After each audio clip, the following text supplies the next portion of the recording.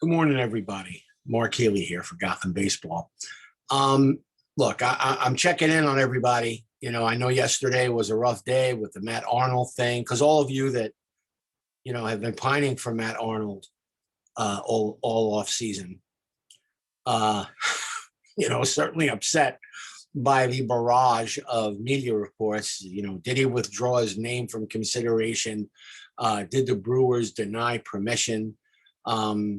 It's interesting how little of the media reports that are coming out are consistent. And it's understanding, or it's understandable, because as I've been saying through this whole process, that the circle of trust is tight. It's very tight. And so I'm not really trusting a lot of what I think is informed speculation rather than actual media reports. I'm sorry. I know that there are people, people who I consider colleagues that probably don't consider me a colleague, but I know that there's people out there that get annoyed when I call out different sources of information. But look, as I told Michael Mayer yesterday, and Michael's a great guy. He got some information that was incorrect, but he owned up to it. When's the last time you saw somebody who works for a tabloid or a big media outfit do that? They don't. I screwed up a tweet the other day about Fred Wilpon, incorrectly identifying. I think I got mixed up, and I was like, oh, that's such a great tweet, and I rushed it. Yes, Fred Wilpon was, as a way to apologize to Todd Hundley, because he told Todd Hundley, back in 1998 that the Mets were not going to trade for Mike Piazza. He felt badly for Todd because he was a big fan of Todd's. And, he had broken Roy Campanella's record, and, he had been a bright spot when the team was terrible. He was a homegrown guy, and I understand why Fred liked him. But Fred apologized and gave Todd Hundley his World Series ring. In the tweet, I identified it as that Fred was annoyed about the Mets re-signing, because the other day was the anniversary of Piazza signing his extension with the Mets after spending half the 1998 season with them. And look, it may have been it was wrong. It was wrong. That's not when he gave him the ring. He gave him the ring after the trade. But some people said that why bring it up, or why? And I did. I brought it up on the wrong. I brought it up in the wrong way, but that bothered me. I had to correct the tweet. I don't delete tweets, folks. If I make a mistake, I leave it up and then I own up to it. Then I have to deal with it. I don't delete tweets unless I misspelled something and I want to just do it immediately. I will only do it if I misspelled something, especially if it's egregious. If it's not egregious, then I leave it. And if people are going to be the grammar police or the spelling police, well then I got better things to do. But that bothered me so much that it was inaccurate that, like I said, I had to correct the tweet, and it bothered me. Same thing with Michael. Michael was upset that he, got some good information. His information's been great. He's a really good reporter, in my opinion. And I follow him. That's the reason I follow him. And we don't always agree. In fact, we disagree on a lot of things. But it's not about agreement or disagreement. It's about, to me, it's always been about the conversation. Let's have a debate. Let's have a conversation. Yesterday, somebody called me a delusional bootlicker yesterday, because that's a new one. I got to add that to the list. But somebody called me a delusional bootlicker yesterday because I said I'm going to put my money on Steve Cohen getting this process right, or at least making the right hire, or at least at the very end coming out in the end. Because I made a comparison as whether it was a reach or not. At some point yesterday, I thought about when Michael Jordan, his rookie year, again, people knew that Jordan was going to be good. I don't think that they thought that he was going to be the superstar that he wound up being, or the greatest of all time, as I think he is. And his rookie season, he got his huge Nike deal. He was really the first guy to ever sign a deal like that. Really the first guy to ever be like, at least at that level, right? So during the All-Star game that year, Isaiah Thomas, I believe Magic Johnson, and a couple of other, maybe Charles Barkley, a couple of the other, old school guys decided to ice Jordan out. They wouldn't pass him the ball. They were being tough on him on defense. And that always stuck with Jordan. And so that when he became MJ and he became the GOAT and he became the greatest player of all time, he paid everybody back, 20 times over. As I wrote in the tweet, they messed with the bull and then the bull gored them all in the end, and so I basically said that's what this whole process is reminding me of, because in my opinion, and I've written about it before, if you go to GothamBaseball.com, you'll see my post recently that I put up about, is the MLB, did I just say is the MLB? Oh, God, forgive me. Is MLB and media, conducting a Cold War against the Mets? That was a quote that I got from a really good former baseball executive that I've worked with over the years. That according to this person, they felt that it just seems like that. It just seems like people are picking on things that every other team does in the course of looking for executives, and maybe not paying attention to the fact that maybe New York is a scary place for a lot of people outside this town. And and again, I've said this before. A lot of the people that I talk to say Sandy Alderson is not the issue. It's not.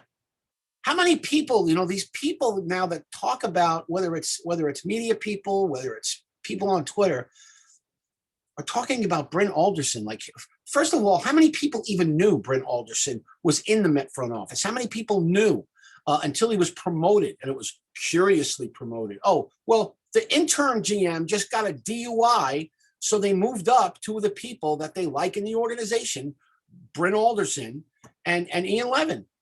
Bryn Alderson, by all accounts, I have not spoken to a single person that has a bad thing to say about Bryn Alderson. I'm not a delusional bootlicker. I'm just telling you, if you guys know me and you know how I operate, if I thought Bryn Alderson was a problem, do you think that would stop me from saying that he was a problem? I've taken on a bunch of different Met employees over the years, not just the Wilpons. Anybody that has followed me since 2005 at GothamBaseball.com knows I have taken on the Rick Petersons, the Tony Bernazards. And sometimes I was right in the Tony Bernazard situation. I was right. And a lot of people that, that didn't write about Tony Bernazard for 4 years, of the damage that he was doing to the organization, of the damage that he was doing to the minor league system. Nobody wrote about it until after the fact. Adam Rubin was the only guy, and it wasn't until it got to the point where it was just unmanageable. Adam Rubin was the only guy that did it. And then the Mets went after the guy. Omar Minaya, who was the biggest gentleman in the world, went after the guy in a press conference. So don't tell me about Steve Cohen and his toxic organization. There's a lot of toxicity left over that, you don't clean out in a year. Pat Gillick always talked about every time he went to a new organization, he would talk about how he would take a year to assess, and he would say, look, you don't clean out the whole thing. You gotta pick and choose which works and what doesn't work. You think Steve Cohen is going to keep around Bryn Alderson? If Bryn Alderson isn't pulling his weight, you think Steve Cohen is going to keep around Sandy Alderson if he's not getting it done? Do you people have any idea who Steve Cohen is? I have no relationship with Steve Cohen. I have no relationship with the Mets. Zero. All I am is a credentialed media member who may or may not sometimes get access to things. That's it. Yes, I'm a Met fan, but I keep them separate. Anybody who Anybody who thinks that I don't is just not paying attention. Okay, I don't mince words when it comes to the Mets. I don't mince words when it comes to any team, because at the end of the day, it's a professional sport, and professional sports mean results. Those results, acceptable results, are winning. At the end of the day, that's all that matters. So when I see yesterday the report by the New York Daily News and Disha Thozar that Chris Christie is being consulted, on the Mets front office search, and that Chris Christie's son Andrew works for the Mets, as if somehow in 2018 Andrew Christie was hired by the Mets. 2018, and Chris Christie became on the board of directors in March of 2020. But now, during this whole toxic time, we come out with a story. I'm not saying Disha got it wrong, because it's her sourcing that, may be suspect here. And again, I'm not gonna say that, again, the information, not the source, but the information might be suspect. Maybe somebody has an axe to grind. I don't know. But usually how it works is that if somebody is new to an industry, like Steve Cohen is new to Major League Baseball, they have a board of directors. Part of the job of the board of directors, no matter who it is to consult with your board of directors. Fred Wilpon, it may make us all cringe, but Fred Wilpon knows just about everybody. And I talked about this yesterday. Say what you want about Fred Wilpon and how he enabled his son to run the baseball department. Say what you want about Fred Wilpon, basically lying to fans for years that the Madoff situation wasn't going to affect them. But Fred Wilpon was able to take a 2% share of the Mets in 1980 because he had no money to buy the Mets. But somehow he got himself, involved. He got Nelson Doubleday to pony up all the cash, and somehow took that 2% of ownership in 1980. And by 1987, he was a 50% owner. And by 2002, he owned the whole thing. So, maybe Fred Wilpon knows a thing or two about the inner workings of Major League Baseball. And the best part maybe is after Madoff, they made him, MLB made him the director of the financing committee. I mean, you just can't make it up. But that's the kind of juice Fred Wilpon has in the industry. So why wouldn't you talk to your board of directors, Fred Wilpon, Chris Christie? I don't care what your politics are. All politicians are terrible. Okay? They're all terrible. Nobody, oh my God, did he just, yeah. They're all terrible. Okay? Even my friends out there who may have used to serve in government service. You guys knew it. You all know that you're terrible. You're politicians. You can't believe anything that they say. So I don't care if he's a Republican, a Democrat, whatever. Chris Christie, from my experience of knowing people who know him on a personal level, not on the government level, but on the personal level, say he's a pretty good guy, knows a lot of people. Okay. So let's say that in talking to the board of directors, he may have had a conversation with Chris Christie, who's been, by the way, on the board of directors since March. So it's not news. Yesterday was embarrassing on Twitter. That no one knew that Andrew Christie has worked for the Mets, in their front office since 2018, which is embarrassing that you didn't know that. I knew that, yes. I mean, it's my job to know that, but I think sometimes the media forgets, and when they reintroduce things. I don't know what Andrew Christie's working with the Mets since 2018 has to do with the current search for a front office person, but apparently it does to the Daily News. And all of a sudden, it's ridiculous for the owner of the team to reach out to his board of directors in hopes of solving this job search. Come on. I mean, it's almost as if they know what people are going to click to going to click on to the sports story behind the paywall. I mean, come on, folks. I don't blame the Daily News for having a paywall. I don't blame the New York Post for having Post Plus. I don't blame anybody for anything. The problem is that you have a responsibility to make sure that your information that you're giving to the public, not to the Republic, but the information that you're giving to the public is accurate. Now, I got to tell you, I just don't see. I don't see how a guy who's made billions of dollars is going to show his hand to anyone in the media who's been bashing him since. I mean, again, I'll go back to the fact that the Wilpons have been dysfunctional forever. Forever they were dysfunctional and they were terrible. And very few people wrote about it. Very few.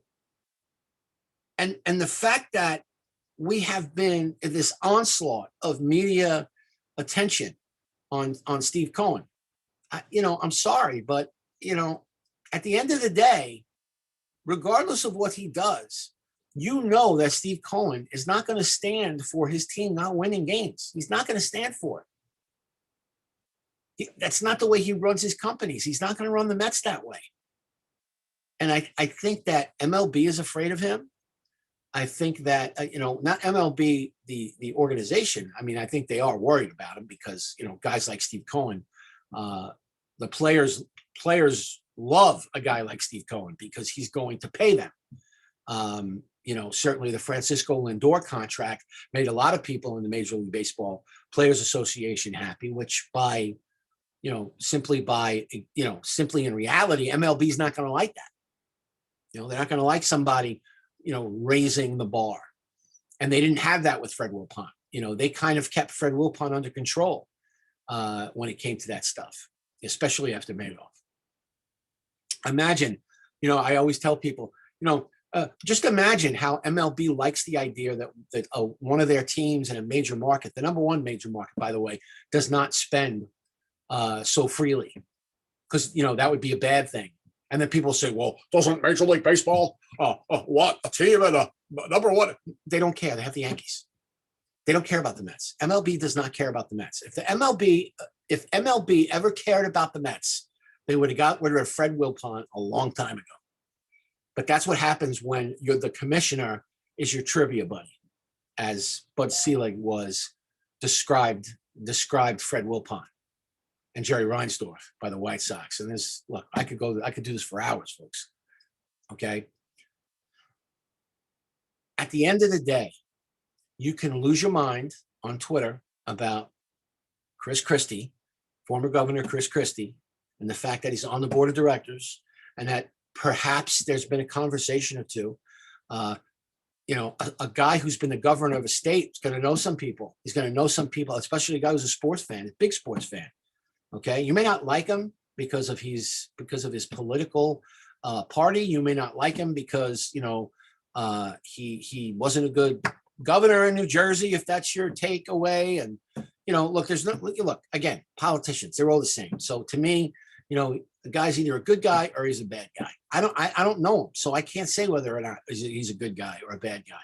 But I do know a couple of people who know him on a personal level, and they say he's a good guy. So whatever, I don't get caught up in all that stuff.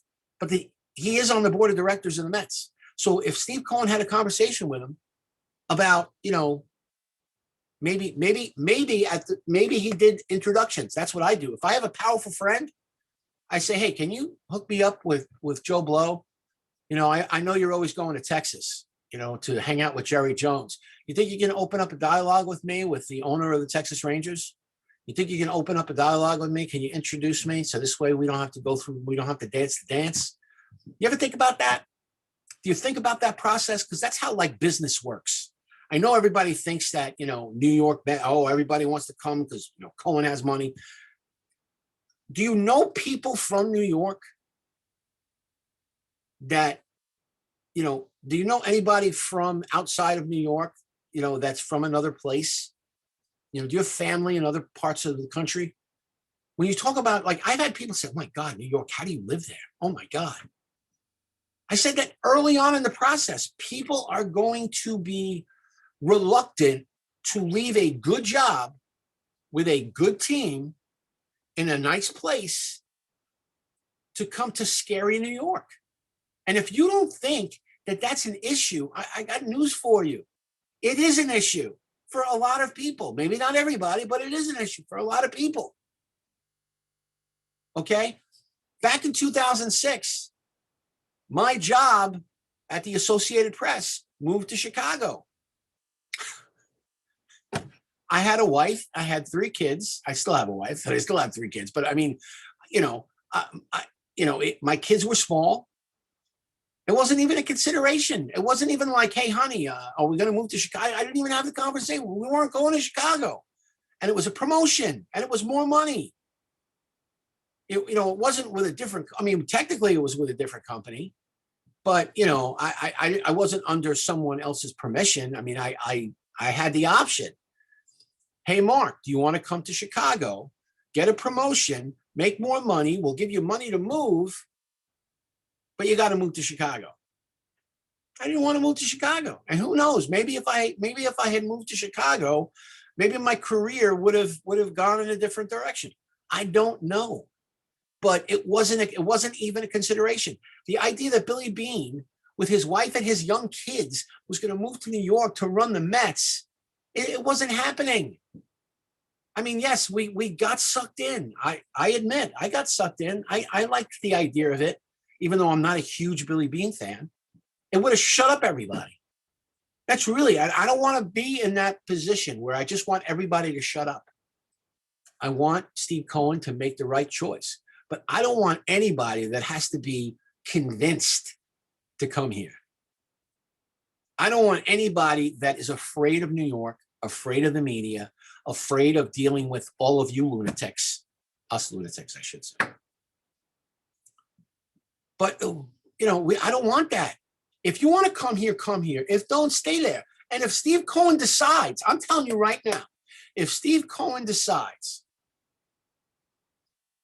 that he's tired of asking people to come here and that don't want to come here, and he wants to promote Ian Levine as general manager, then do it.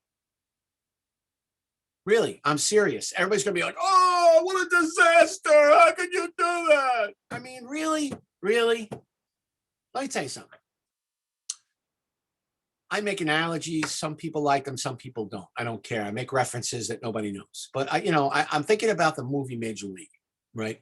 And Pedro Serrano can't hit the curveball. Bats are afraid. So, in the critical moment of the game, they're not throwing Pedro a fastball. It's not happening. And all of the praying and all the stuff that he does to Jobu has not worked for Pedro Serrano. But he wants to succeed. He wants the Indians to win. So he takes a moment, he walks out of the batter's box, he looks at the bat, and he says, Jobu, if you don't help me now. But then he says, you know what? F you, Jobu, I'll do it myself.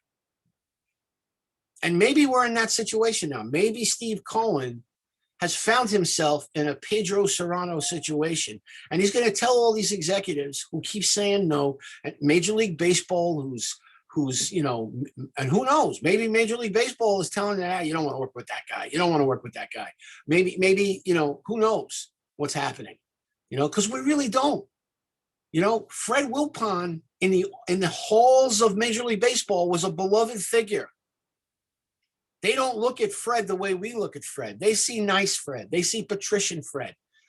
They don't see, Fred, frantically wanting to know where Joe McIlvaine is and why doesn't he have a cell phone and why aren't we having our meeting and why do I not know what's going on in a single A team? They don't know that Fred Wilpon. They only know, like I said, nice man, Fred. Oh, what a nice man. Oh, Fred the nice man. Steve Cohen could be the worst. Could be the worst guy. I don't know. I don't know the guy. All I know is he owns my baseball team. So at the end of the day, all I want is for him to succeed. I want the Mets to win. I want us, the fans, to get a general manager or a president of baseball operations or whatever the hell they're going to do, and just get the right person. That's all. I don't need to have this drama every day, be called a delusional bootlicker because I'm betting on the multi-billion-dollar owner of my team, and not betting on the pettiness of people who don't want to come to New York, or the cowardice of people who don't want to come to New York. If you can't work for Sandy Alderson, I mean, folks, I got to be honest. If Sandy Alderson was really the obstacle, do you really think that Steve Cohen would keep him around unless he had to, unless that was the agreement? I don't know. And nobody does. That's what I'm telling you. Nobody really knows nothing, because Steve Cohen has a circle of trust. He don't trust you. He don't trust me. He don't trust the majority of the media that cover the team. I don't even know if there's anybody that has a conduit to Steve. I don't know. So that's why I'm telling you, all the people that DM me, all the people that reach out to me, I will always answer. I appreciate the fact that you think that my opinion is worth noting. But we all got to take a breath and let the process work out, man. I really believe it's going to work out. I know people say, well, that's what you said about the Mets season. You said the Mets would win the NL East. I was wrong. I've been wrong. I will continue to be wrong because I am human and I make mistakes. But at the end of the day, folks, all I try to do is to shoot straight, is to give it to you straight, to give you my honest opinion on what I know and what I don't. And if we allow ourselves to be manipulated by clickbait, if we allow ourselves to be manipulated by worrying about what agenda each reporter has, I'm telling you, you're going to lose your mind. You're going to lose your mind. My advice is to watch the Knicks, watch the Nets, watch the Islanders, watch the Devils, watch the Rangers. Try to enjoy the World Series. It's all tied up 1-1. Watch a movie. Try to just take your mind off of it and just try to wait. Because I got news for you. The Mets have already talked to people we don't know about. And I can't share those names because I can't vet it. If I couldn't vet it, then I'm not sharing it. But I know of at least 2 people that have reached out to me recently and said that they've spoken to the Mets. And these are people that want to work with the Mets. So trust me, for every name that you hear, there's been 5 names that you haven't heard. And it's really not my job to do that. My job is to take the temperature of the fan base whenever I can and share what information I can. But I'm not sharing information it's just not important at this point to share that information. I don't want to mess up the process. I don't work for a clickbait overlord. I don't. You know what I'm saying? I don't. So to me, it's not about me being selfish. It's about me being responsible. And that's what I do. I'm trying to be responsible. So just trust the process. And I know that that's a phrase that a lot of people infuriates. It infuriates a lot of people. But in this case, I trust the process. I think I put I think that, at the risk of being a delusional bootlicker, I'm going to put my money on Steve Cohen. Usually a guy that gets what he wants. In this case, he hasn't. But I think at the end of the day, I think Steve Cohen's going to get what he wants. And maybe it is Ian Levin as the GM. I don't know. But is anybody going to care who the GM is or who the president of baseball operations is if the Mets win 95 games next year and they make a bunch of great trades and they sign a great player? Who cares? Who cares who the GM is? I'm going to leave you with one last thing. MLB historian John Thorne is somebody, my God, I respect the man considerably. And he earlier this year, I was talking about on Twitter, I was talking about something, and he said that, people don't really care how the sausage is made or how the chef is preparing the meal. All they really care about is the meal. I think that's what he said. Yeah, the chef. And I was thinking about that on the way into work this morning. Obviously, nobody's here because I like to get in early. But I thought about this, and I thought about what John Thorne said. And you know what? A lot of people don't care who the chef is. Now, I might, because I'm a fancy pants, and I might be like, "Whoa, is Chef John here? Well, can you tell him that I'm here?" And some people like that. Look, I'm not going to admit. I'm going to admit, I have a little bit of that bougie, persona in me. But most people don't. Most people don't. Most people are like, "Oh, this is great. Thanks. Oh, this is great." They don't care who made it. Oh, was this prepared in a, people don't care. Some people do. Some people are lunatics and they got to know every little thing. But, to me, it's my job to know stuff and want to know stuff. So I'm not putting myself in that same basket. I'm putting myself in my cousins, my family members, the people that love baseball. They'll call me and ask me, what are the Mets doing? Or, whatever. I got a lot of Chris Christie calls yesterday. I said, yeah, it's not news. They're like, "Oh, it's news. It's news." I'm like, it's not news. He joined the board of directors in I think late February, early March. And his son's been working for the Mets since 2018. It's not news. It's news because somebody got something about, that Steve Cohen, the multi-billionaire, is getting all of his MLB information from Chris Christie. Okay. Yeah. All right. So again, I'll leave you with this. Trust the process. Because I think at the end of the day, whether we like the person that Steve Cohen hires or not, whether we know his name. Yeah. By the way, I'd love to have a nickel for everybody who knew who Matt Arnold was before yesterday. But, we may not get someone we know. We may not get someone we've heard of. We may not get somebody that has a World Series ring. But I'm not going to judge them on what they've done. I'm going to judge whoever they do hire to what they're going to do, to how they handle this off season, how they incorporate the players that we like or the players that we don't like, what trades they make. Is Robinson Cano coming back? Because that's the stuff I want to talk about. That's the stuff I want to delve into. That's the thing that I love, is the hot stove. I don't know if we're going to have a hot stove this year because of the looming CBA. But at the end of the day, that's all I care about. So look, you can find me on Twitter. You know where I am, Mark C. Healey, Healey. I'm always up for the conversation. I'm always up to interact with you folks. But really, don't allow yourself to get triggered by low-hanging fruit. That's all I'm saying. Because at the end of the day,